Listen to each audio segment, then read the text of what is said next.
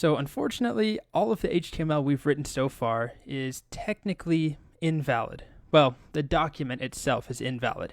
These are correct tags and we're using them in the right way, but the overall document is flawed. We are missing some essential structure that is supposed to be there for every HTML document.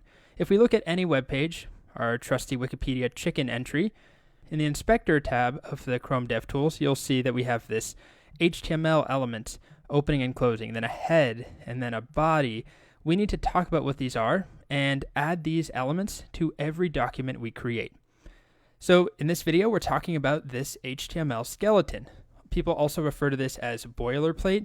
It's standardized markup that needs to go in every document you create, every single HTML page. So even though our browser is letting us slide without it, we need to have it. Okay, so I'm going to step through it one piece at a time. The very first thing you'll see here at the top is this weird exclamation point docs type HTML.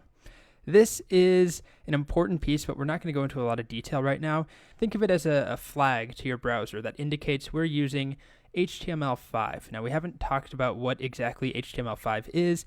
That is something we'll cover when we talk about semantic HTML, but it's basically saying I want to use the latest features in HTML.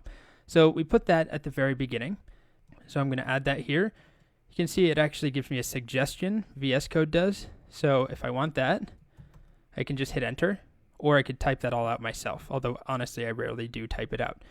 So we're not going to see a difference at all right now. If I tried to run this or refresh the page, nothing really changes. Next up, we need to add in our HTML element. So we could read about this element on MDN.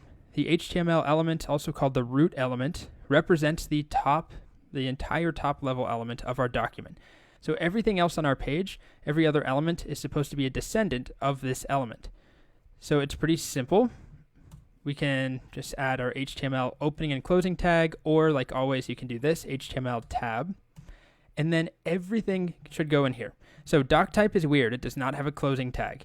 It's just a flag. It's a thing that says, hey, this is HTML5. But everything else that we're going to see right now has an opening and closing tag. So HTML. Then we don't just put our code inside of that. If we actually read the docs on MDN, there's this one little point that says permitted content, or permitted, whatever. One head element followed by one body element. So if we go back to Wikipedia here and we inspect, here's our HTML element, one head, one body. So these are always going to be there for us. Let's start with what the head is.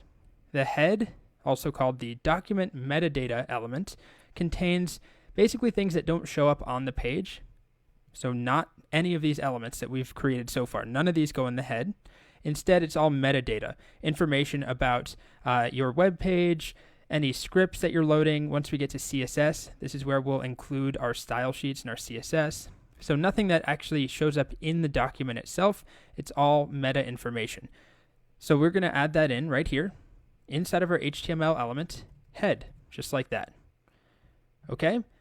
You don't have to indent or anything like that. I like to, but you'll see some people who just do it all like this.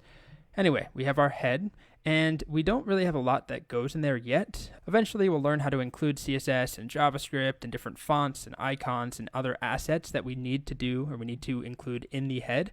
For now, I'm going to show you one other thing, which is the title element. So the title element is going to define the title of our document, which is not, it might not be what you're expecting. You might think this is the title of a page or this is the title. That is not the case. The title element is actually going to change what we see displayed in the tab in our browser, and it's also used by websites like Google. When we search Google, if I just search for MDN title, notice right here what this link says, title-html : blah, blah, blah, blah, blah. If I click that, that is the exact title we see specified in the tab here. So Google uses that title element.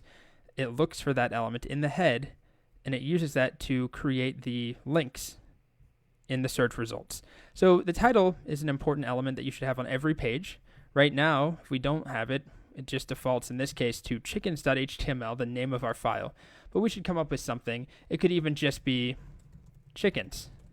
Let's see what Wikipedia does. Yep, chicken-Wikipedia. So why don't we do chicken-Google I'm going to go with Cultipedia, but you can call this whatever you want there.